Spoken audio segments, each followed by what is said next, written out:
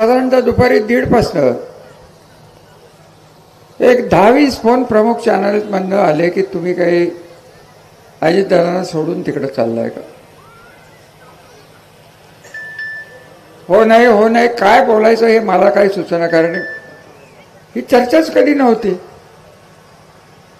चर्चाच झाली नाही. ही चर्चा राज्यभर आज पसरली. कदाचित असं दिसायला लागलंय की आपले जे विरोधक आहेत त्यांनीच मुद्दाम ही बातमी दिली असेल की रामराजांची बॅच जाते तिकडे तुतारीकडं, तर आपल्याला इथं कमळावर उभं राहता येईल असं तर नसेल.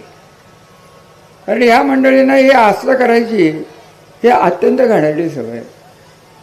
मी या चॅनेलच्या माध्यमातून राष्ट्रवादी काँग्रेसचे अध्यक्ष तटकरे साहेब त्यांचे 2 फोन येऊन गेले.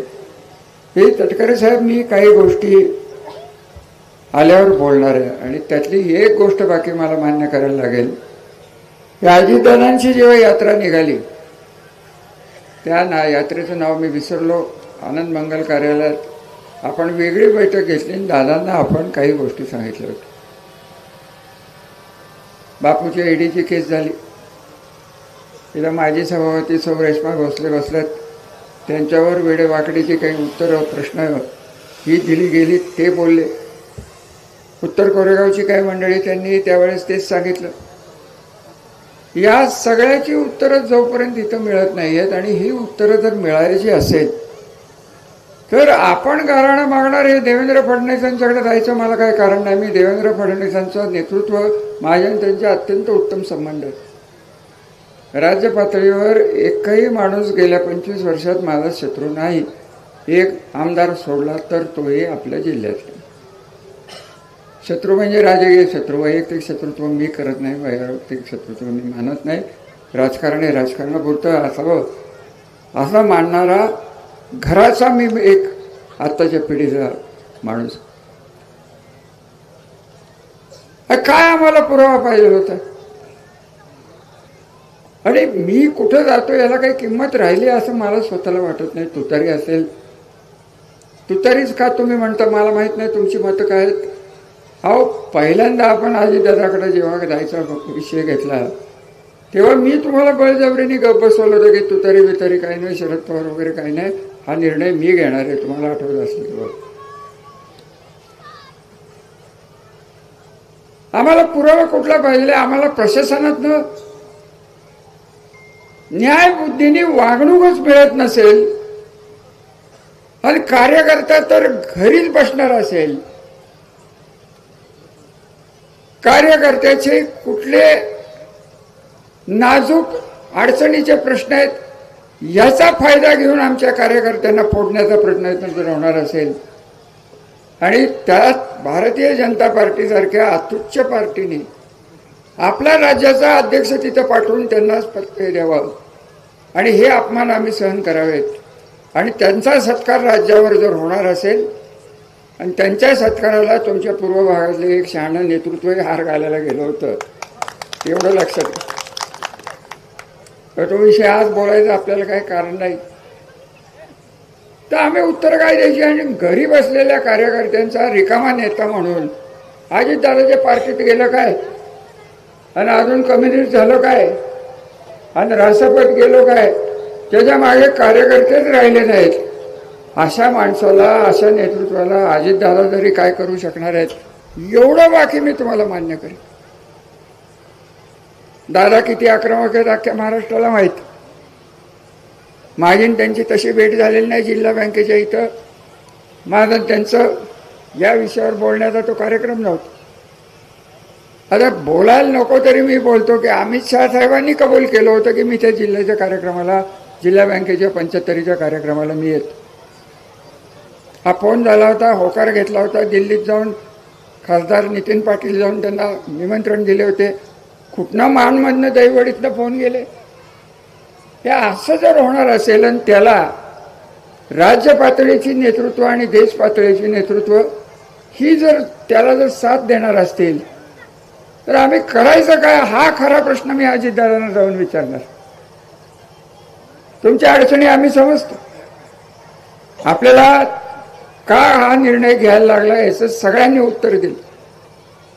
पवार साहेबांच्या हे बघा, अजितदादांनी मला 95ला मदत केली, पण आपल्याला विकासाला दिल्लीतनं जी ताकद मिळालेली आहे, आपले कारखान्याचे प्रश्न असतील, नीरा देवगरचे प्रश्न असतील, बलकवडीचे प्रश्न असतील, संबंध पश्चिम महाराष्ट्राच्या 75% विश्वासार्हतेचे जे काही जे धरणं मायनर इरिगेशन पासून होते, तेव्हा पवार साहेबांनी तत्कालीन बंगालचे जलसंपदा मंत्री, त्यांचं नाव नेमकं विसरलो, ते वारले, ते त्यांचे मित्र होते, त्यांनी बोलवून सांगितलं. ते काही दिवसात सह्याद्री गेस्ट हाऊसला आले. त्यांनी मान्य करून टाकलं की आंध्र प्रदेश आणि कर्नाटक काय म्हणेल याची पर्वा नाही, हे रितसर आहे, लवादाप्रमाणे तुम्हाला परवानगी मिळेल. ही सगळी पाटणची धरणं त्यात सुटली, उरमोडीचं धरण त्यात सुटलं. राहिलं नीरा देवगर राहिलं, कारण ते 50% विश्वासार्हते होतं. पण तो पाणी कुठे वाया जातो. आपण ज्या गावात बसलोय ते विहीरचं पाणी, नीरा देवगरचं पाणी विहीरमध्ये येऊन तुम्हीच लोक गेली 15 वर्ष वापरताय की नाही एवढं सांगा. मला आज तुमचंच पाणी काढलं जात आहे आणि नीरा देवगरचं पाणी फलटणला आणि माळशिरसला आणि खंडाळ्याला मिळणार आहे. आणि हे शहाणं म्हणतोय की ते सांगोल्याला द्या, आणि आपण काहीच बोलायचं नाही. आपल्या नेतृत्वाने याला काहीच सांगायचं नाही. अरे असं जर असेल, वैयक्तिक माझे मान अपमान मी कधी मानलेले नाहीत. या पाण्यासाठी मी अपमान सहन केले, एवढंच मी तुम्हाला सांगेन. एकदा कधीतरी मी जेव्हा वेळ येईल तेव्हा कोण काय बोललं, एक तुम्हाला निश्चित सांगेन की पाण्याचा आग्रह, औद्योगिक वसाहतीचा आग्रह हा 95 सालपासून आज 2024पर्यंत कायम मनात ठेवून मी दिवस आणि रात्र घालवलेले. यांचं काय चाललंय? आज म्हणायचं नीरा देवगरचं पाणी मी आणलं, तू टेंडर काढलं, वेड्या धरणच झालं नसतं तर तुझं टेंडर कोण घेतलं असतं? राम निंबाळकरांनी घेतलं असतं का? हे राम निंबाळकर शाणे, मोठे कॉन्ट्रॅक्ट, कुठले? निंबळकचे, बापूंच्या गावचे. त्यांना माझी एकच विनंती आहे की तुम्ही कॉन्ट्रॅक्टर म्हणून होता, तुमच्याकडे याचं आम्ही कौतुक केलंय. तुम्ही राजकारणात उडी घेताय. राजकारणात जेव्हा उडी घेतली जाते तेव्हा राजकीय नेत्याच्या नादाला लागू नये, माझ्या नादाला चुकून लागू नये. तुम्ही पैशाच्या ताकदीवर राजकारण करायचा प्रयत्न केला, तुम्हाला तशीच उत्तरं मिळतील. आज तुमचा हा जो रस्ता आहे ना, त्याचं टेंडरही त्यांच्याकडेच. आमचं काय म्हणणं नाही, काम उत्कृष्ट करतात, परंतु राजकारणात भाग घेणं गव्हर्नमेंट कॉन्ट्रॅक्टरनी हा वेडेपणा आहे, एवढं मी सांगेन. आणि त्यांनी तो केलेला आहे. बघू पुढे काय होईल. 2.5 महिनेच राहिलेत, 2 महिनेच राहिले. मी विसरणारा माणूस नाही. चांगलं तर चांगलं, वाईट तर वाईट. तेव्हा तो विषय जरी आपण सोडून दिला तरी अजितदादांच्याकडे जा, अजितदादांच्याकडे जा, तुतारीकडे जा, तुतारीकडे जा.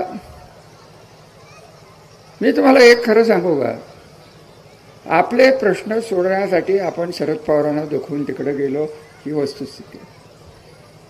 अगदी स्पष्ट सांगतो, हे आम्ही सगळेजण 9-10 जण जेव्हा पवार साहेबांच्याकडे पहिल्यांदा गेलो, मी हात जोडून त्यांना सांगितलं की साहेब, ही परिस्थिती फील्डमध्ये तशी राहिलेली नाही.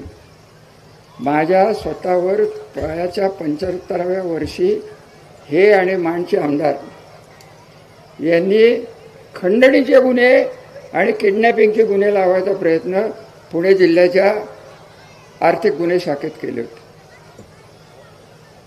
ही माझ्यावरची परिस्थिती. तेव्हा तर मला वाटतं मी सभापती होतो. राज्याच्या सभापतीला 8 टाकाची तयारी या दोघांची. सुदैवाने मला मानणारे 35 वर्षातले काही प्रशासनातले अधिकारी आहेत, पोलिसातले अधिकारी आहेत, त्यांनी मला सावध केलं. देवेंद्र फडणवीस साहेब त्यांना फोन केला की साहेब हे काय चाललं. आजही तेच झालं. 15 दिवसापूर्वी 20 दिवसापूर्वी हीच बातमी परत फिरायला लागली. रामराजे आज जाणार आहेत, हा आज जाणार आहे, तो आज जाणार आहे. हे कोण करते? या दमदाट्या आम्हाला थांबवणारच की नाही?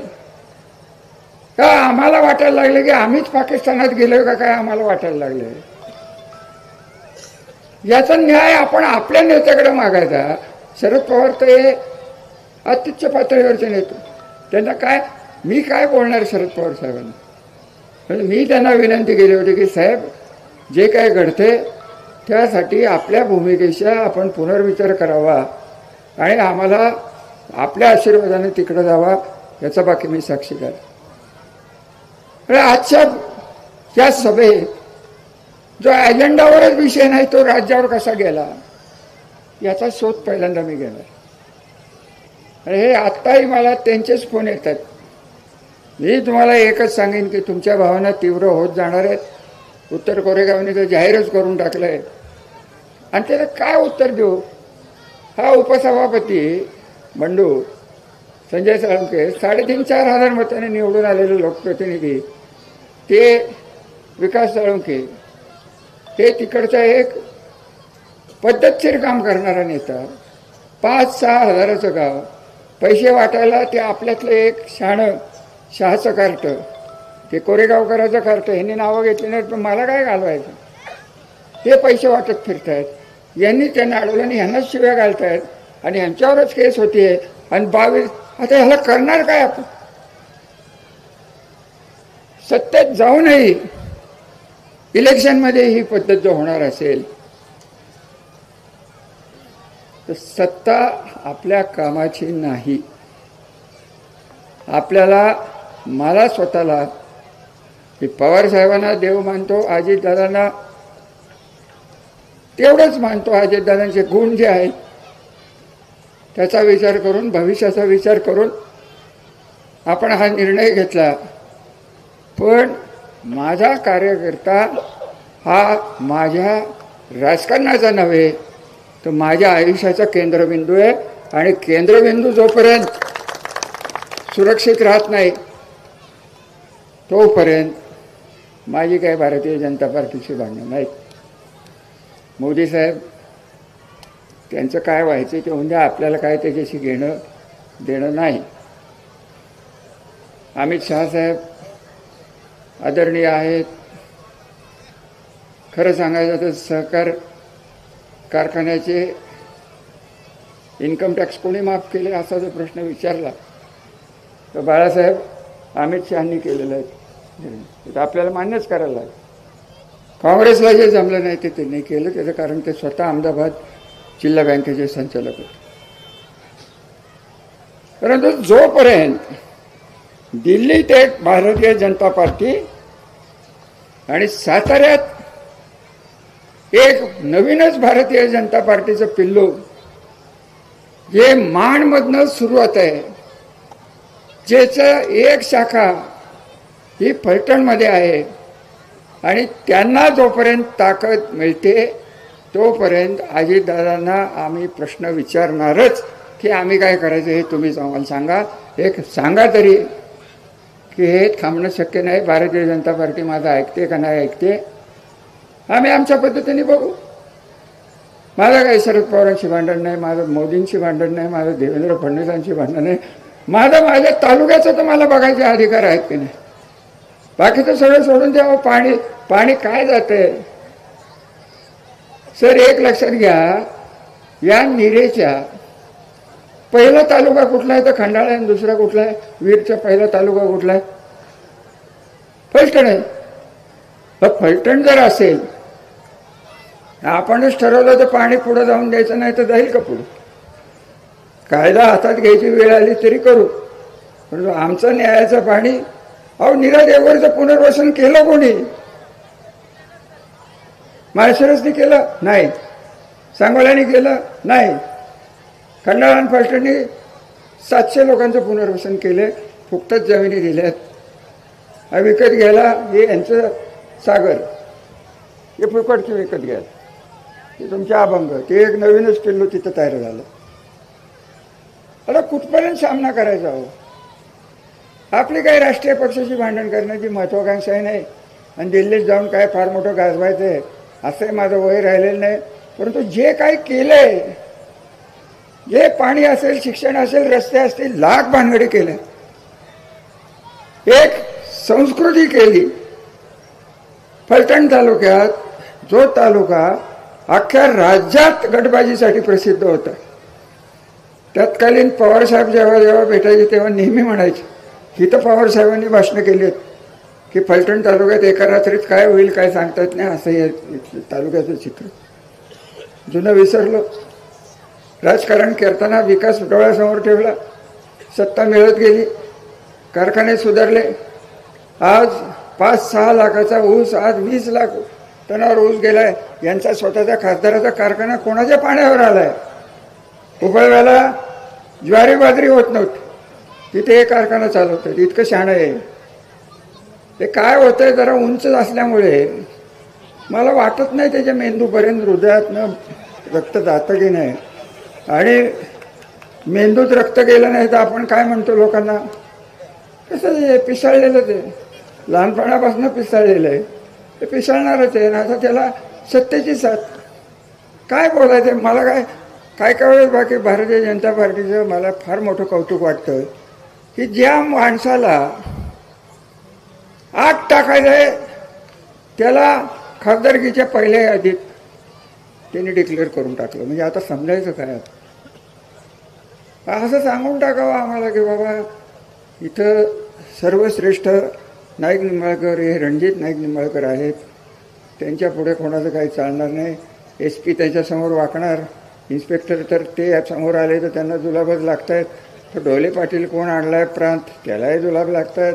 तहसीलदारही तसाच आहे. आपण कामच करायचं सोडून देऊ, आपल्याला काय करायचं ते आपण ठरवू. एकदा आम्हाला सांगून तरी टाक. कार्यकर्त्याला जर सरकारी अधिकाऱ्याच्या समोर जर मान मिळत नसेल आणि असं जर सांगितलं जाईल की वरनं आम्हाला वरिष्ठांचे फोन आले होते, वरिष्ठ कोण ते सांगायचंच नाही. म्हणजे पोलीस चौकीत आजही गेला तुम्ही, हे बोलणार नव्हतं खरं वाढदिवसाच्या दिवशी. काय त्या आगवण्याचं माझं काही प्रेम नाही. आगवण्याचं काय केलं. अहो लाज वाटते की आगवण्यासारख्या त्याचाच कार्यकर्त्याला 16 केसेस केलेत. त्याच्या मुलींनी आत्महत्येचा प्रयत्न केला, त्याच्यावर केस झाली. अजून एक आत्महत्या झाली, यांचं नाव घेतलं गेलं. तपासच नाही. त्यांना सगळंच माफ असेल तर तसं एकदा सांगून टाका हे रणजित नाईक निंबाळकराला काही आम्ही होऊन देत नाही. जोपर्यंत तो कमळ आहे, आवरण कमळावर तुम्हाला मान्य करायचं असेल तर महायुती. अहो हे काय कशाची महायुती. इथं साखरवाडीची लोक इथं बसलेत. साखरवाडीचे स्वतःला सर्व म्हणणारे शरद पवारांना जाऊन सांगतायत. तो फोटो बघितला असेल तुम्ही सगळ्यांनी. शरद पवारांना जाऊन सांगतायत रामराजे तुमच्याकडे आले नाहीत, आम्ही येऊ, रणजित सिंह नाईक निंबाळकर हे भाजपत राहतील, आम्ही तुम्हाला उमेदवार देऊ. हे तो कोण कांबळे पाटील काढलाय त्याला देऊ. आणि तुम्ही आम्हालाच म्हणताय होय महायुती पाळा. महायुतीचा धर्म त्यांनी सांगावं ना. मी जसं देवेंद्र फडणवीस साहेबांच्या समोर, अजितदादांच्या समोर सांगितलं की त्याचा प्रचार आम्हाला जमणार नाही, मी त्यांच्या स्टेजवर येऊ शकत नाही, मला माफ करा, मी घरी बसेन. त्यांनी एकदा सांगून टाकावं, मग बघू काय होतं. हे सगळे प्रश्न खटके वस्तीत बसून आपल्याला सोडवता येणार नाही. तुमच्या भावना तीव्र होत चाललेल्या आहेत. मी 30 वर्षात पहिल्यांदा बघतोय की मी म्हणतो ते विचारपूर्वक तुम्ही कधीच मान्य केलं नाही, भावनेने तुम्ही मान्य केलेलं आहे की रामराजांच्यावरचा विश्वास आहे हा, की तो जो निर्णय घेतील हा माझ्या भल्यासाठी होईल. हे सर्वसामान्य कार्यकर्त्याला पटत होतं. आज मला तुम्ही सांगताय की तू तरीकडे जा. हा मोठा ऐतिहासिक क्षण फलटण तालुक्याच्या राजकारणात आलेला आहे. आणि कार्यकर्त्यांनी जेव्हा जे सांगितलेलं असतं ते नेत्याच्या कानावर घालणार आणि योग्य तो निर्णय घेणार. एवढं बाकी मी तुम्हाला या निमित्ताने सांगू इच्छितो. आज बऱ्याच चॅनलचे निराशच झाले असणार आहे. सगळे ह्याच्यात कोण किती बसले मला नाही माहिती. माझ्या म्हणजे एक तर चॅनलवर मी दिसत नाही. मला ते कसला माझा कट्टा असतो त्याच्यावर सभापती असल्यापासून बोलवतात. म्हटलं नको बाबा, माझा कट्टा आपलं फलटण कट्टा आहे, ते बरं आहे, नको तुमचा कट्टा. आम्हाला काय करायचं आहे, कट्टा नको, पट्टा नको, काय करू नका, फक्त फलटण तालुक्याला बट्टाही लावून देणार नाही. एवढं बाकी निश्चित. मग ते रणजित नाईक निंबाळकर हा क्षण तुमच्या लक्षात येत नाही. 30 वर्ष खपून आपण तालुक्याचं पुनर्वैभव आणलं आणि ह्या माणसाच्या हातात जर आपण दिलं तर काय होईल. तुमचा प्रत्येकाचा आगवणे होईल, प्रत्येकाचा. ऑलरेडी 3 जण आहेतच. एक दुधेवाडीचा आगावणे नंबर 2, एक विलासराव नंबर 3 आणि चौथा सोमंतळेचा. 4 आगावणे, 1 2 3 4 ओळीनी आहेत. तुम्हाला रांगेत जायचं असलं तर खुशाल मराठीकडे, मला काय करायचं, मला मोकळं करा. सरळ तुम्हाला निर्णय मागायचा की तुम्हीच एकदा मला सांगून टाका की रामराजे तुमच्या बडबडीचा आणि तुमचा विकासाचा नेता आणि त्याचा मला कंटाळा आला. 30 वर्ष आम्ही तुमचं ऐकलं, आता आम्हाला नाईक निंबाळकर बदलायचा आहे, कारण तो दिसायला फार देखणा आहे, त्याची अबाउट हनवटीला लागतात.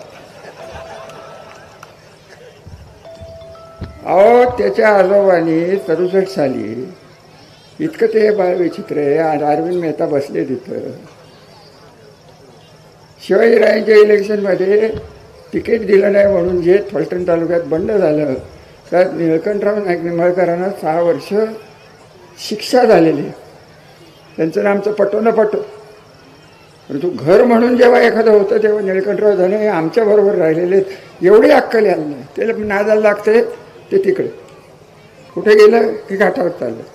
अहो 6 आमदारांचा खासदार हा त्यांचा बॉस, तर त्या माणच्या आमदाराचं पिशवी घेऊन भाऊ काय झालं, काय करू, रामराजे असं म्हणले. आपला कॅनॉल कमिटीवर जयकुमार मेंबर होते हे माहिती आहे का तुम्हाला? एका पत्रकाराने लिहिलं का काही? एक विश्वास भोसले होते, ते तर काही न विचारलेलंच बरं. काल तुम्ही म्हणला संजू बाबा ऑक्टोबरमध्ये सगळी चांगली माणसं जन्माला येतात, ते विश्वास भोसले काल परवाच जन्माला आले. प्रल्हाद पाटील पण आहेत.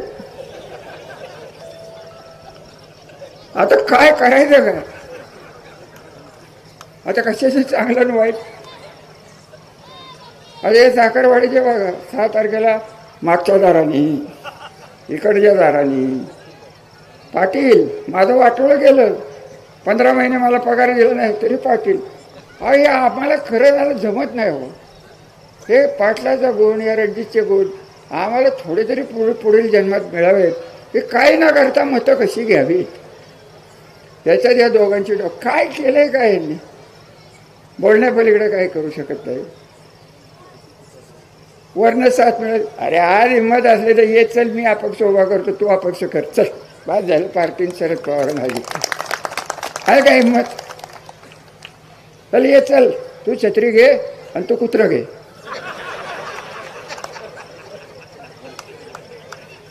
हे आहे का हिंमत? बघी ना. आणि सेनापती कोण? तर मल्टनचं ते काळं. अख्ख्या बिल्डर लोकांना तिने ब्लॅकमेल केलं. अहो 400 केसेस फलटण शहरात. काय विकासाचं काम? 308 नावाचं कलम आहे, ते कलेक्टरकडे गेले की ते कामच थांबतं. किती सांगू त्यांचं? काय सांगू राज्याला की आमचं दुर्दैव आहे की ही बाळा आमच्याकडे जन्माला आली, आमच्या घराण्यातच जन्माला आली आणि आमच्या जोरावर बसली. आता त्यांचं जर काढायचं म्हणलं तर कशाला काढाकाढी करायचे? तुम्हाला एक मी या निमित्ताने सरळ सांगतो, मी सासवडला हेच बोललो होतो. 85 साली पाटलाचं मी सांगितलं होतं पाटलाला की तुम्ही करताय ज्या पद्धतीने कारखाना चालवला आहे, कारखान्याचा उपयोग राजकारणात केला गेला तर ह्याचं जिवंत उदाहरण श्रीराम कारखाना आहे, तुम्ही ते करू नका. त्यांनी तेच केलं. तेव्हापासून मी सांगत होतो की पाटलाचा फुगा फुटणार आहे. माझी काढीची इच्छा नाही की पाटलाच्या इस्टेटीवर काही परिणाम हवे. त्यांनी त्याच्या हाताने उद्योग करून घेतले. आता भोगायला लागतं. कार्यकर्त्यांचं काय केलं? इथं रेशमा बसली. त्यांच्या वडिलांचं कर्ज पाटलांनी फेडायच्या ऐवजी यांना फेडायला लावलं. त्यांच्या मागं हे धुणं लावलं आणि परत म्हणायचं काय? माझ्याकडे कुठं कारखाना होता? बरबाद झालो मी. बरबाद स्वतःच्या हाताने झाला. कुठल्या शाण्या माणसाने व्यापाऱ्यांच्याकडनं पैसे घेऊन कारखाना चालवला? ह्यांनी चालवलं. अहो काय त्या साखर कारखान्याचं सांगू? गोडाऊनला बाहेर शिक्का असतो प्लेटचा, बजरंग नाना, तिथं साखरवाडीत शिक्का. आत व्यापारी आला बघायला की समोर पोत्याची थप्पी आणि मागं मोकळं. ही पद्धत, मोकळंच मागं म्हणजे पोतीच नाहीत, ही पद्धत पाटलाची. आणि व्यापारीही शहाणेच. काय केलं आमच्या करवाचं? मदन करवाचं घर जाळून टाकलं. अरविंदभाई तुमचेच शेजारी आहेत, जरा तेव्हा तरी शहाणपणा सांगायचं तुम्ही त्यांना की नका करू यांच्या नागाला. अहो किती बोलायचं या लोकांच्या विषयी? कशाला आपण गटारात हात घालायचं? हे तुम्हाला एक शब्द देऊन माझे विचार मी थांबवणार आहे. मी अजितदादाला हे सगळं सांगणार आहे. अजितदादा त्याच्यावर योग्य तो निर्णय घेतील. मी पवारसाहेबांना आज तागायत भेटलेलं नाही. कुठल्या तोंडाने मी त्यांना भेटू हे मला तुम्ही सांगा. ज्या माणसाने मला आमदार नसताना मंत्री केलं 2009ला, त्या माणसाला सोडताना माझ्या जीवाला काय वाटलं असेल हे आम्हाला माहिती आहे. आमच्या घराच्या या परंपरा नसताना केवळ तुम्हाला डोळ्यासमोर ठेवून आपल्याला संरक्षण मिळेल मनाला दाबून पवारसाहेबांना सोडलं हेही प्रामाणिकपणे सांगेन. आणि जर जायचंच झालं पवारसाहेबांच्याकडं तर तुम्हाला साक्षीला घेऊन तुम्ही जर मला शब्द दिला की जो बापू बोलला की ईडी लागून द्या नाही तर बिडी लागून द्या, परंतु रणजित नाईक निंबाळकराला कीड लागल्याशिवाय मी थांबणार नाही. आणि गावोगावी जर कार्यकर्ते बाहेर पडून जर कामाला लागले तर ह्या माणसाचं डिपॉझिट राहू शकत नाही. एवढी ताकद तुमच्यात आहे हे मला माहिती आहे. अजून काय बोलू? आता कशाला ओरडतो? जरा बिघडला का? बापू जेवायचा देव होता. कुठल्या गावचा आहे कोणाला माहिती, बहुतेक घेतलाच असं सवणवाडीला. कशाला बाबा जरा शांत राहा. जास्त वेळ आली तर मलठणला जा. तर जास्त काही बोलून चांगल्या कार्यक्रमाची शोभा मी करू शकत नाही. हे बघा, अजितदादांच्याकडे गेलो, विचारपूर्वक गेलो, पवारसाहेबांना दुखवलं, वाईट वाटलं तरी गेलो.